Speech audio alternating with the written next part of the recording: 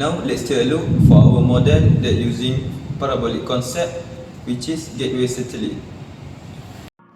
The material that we use to make this model is recycled items, which is aluminum foil, box, and paper.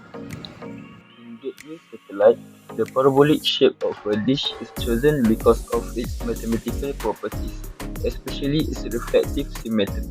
In mathematics, a parabola is defined as the set of points that are equidistant from a fixed point, known as the focus, and a line called the directrix. This geometric property creates a powerful effect. For instance, any line or wave that travels parallel to the axis of the parabola will reflect off its surface and pass through the focus. This reflective property is key for the satellite dishes, where incoming signals like radio waves from satellites approach the dish in parallel paths. When these waves hit the parabolic surface, each one reflects toward the focus due to the consistent angle of reflection defined by the parabola's geometry. This is why all signals converge precisely at single point, the focus, where the receiver is positioned. The distance each wave travels from the edge of the dish to the focus is the same, ensuring they arrive in sync and reinforce each other. This will amplifying the signal. This ability of the parabolic shape to focus all incoming parallel waves at one point is mathematically unique to the parabolas, unlike other shapes like circles or ellipse. As a result, it provides a precise and powerful way to maximize the captured signal, crucial for receiving distant satellite communication effectively and with minimal interference.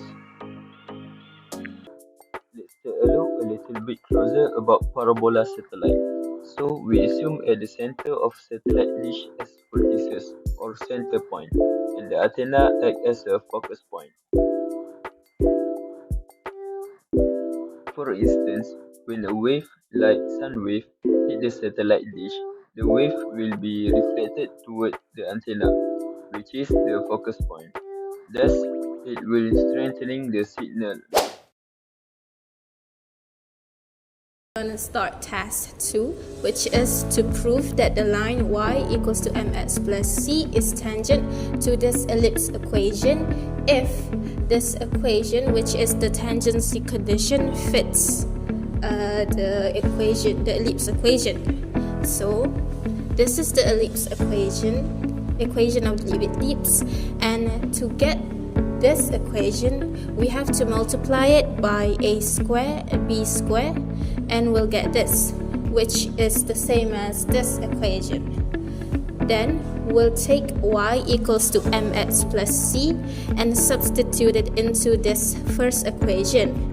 We will now get this equation, so we'll have to expand it and then multiply it. We have to arrange it so that it will fit with the quadratic equation, and we'll get this.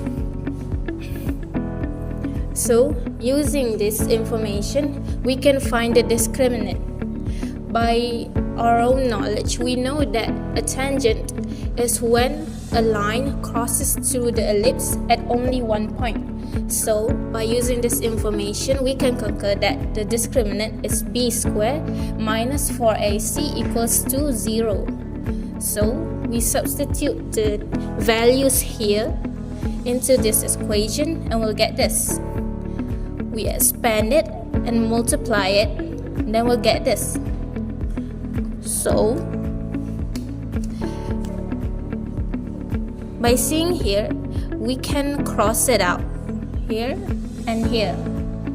Then to make it more easier, we have to divide it by 4a squared. We'll then get this equation.